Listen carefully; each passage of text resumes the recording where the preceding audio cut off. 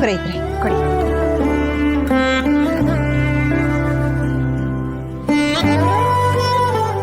ತಗೊಳ ಕಟ್ಟು. ಕೆಂಪು ದಾರಾನ ಇದ್ಯಾಕೆ?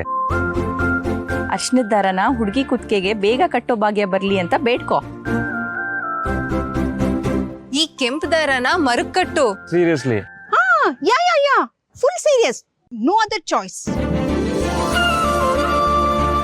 ಈ ಪದ್ಧತಿಗೆ 1000 ವರ್ಷದ ಪ್ರತೀತಿ ಇದೆ.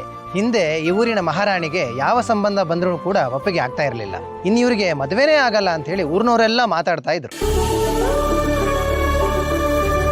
ಆಗ ಆ ಮಹಾರಾಣಿ ಮಹಾಕಾಳಮ್ಮ ದೇವಿಯನ್ನು ಪ್ರಾರ್ಥನೆ ಮಾಡಿಕೊಂಡು ಈ ಮರಕ್ಕೆ ಬಲವಾಗಿ ದಾರವನ್ನ ಕಟ್ಟಿದ್ರಂತೆ.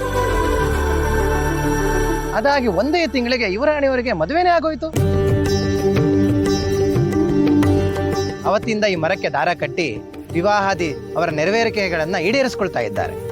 ಅದೇ ರೀತಿ ನನ್ನ ಡಾರ್ಲಿಂಗ್ ಈ ದಾರನ ಮರಕ್ಕೆ ಕಟ್ತಾನೆ, ನನ್ನ ಆಸೆನ ನೆರವೇರಿಸ್ತಾನೆ ಅಲ್ವೇನಾ?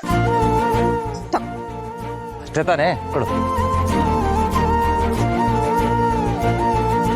ಮಂಗಳಂ ಭಗವಾನ್ ವಿಷ್ಣುರ್ ಮಂಗಳಂ ಮಧುಸೂದನ ಮಂಗಳಂ ದೇವಕೀ ಪುತ್ರೋ ಮಂಗಳಂ ಗರುಡಧ್ವಜ ಸರ್ವಮಂಗಳ ಮಾಂಗಲ್ಯೆ ಶಿವೆ ಸರ್ವಾರ್ಥ ಸಾಧಿಕೆ ಶರಣ್ಯೆ ತ್ರಯಂಬಕೆ ದೇವಿ ನಾರಾಯಣಿ ನಮೋಸ್ತುತೆ.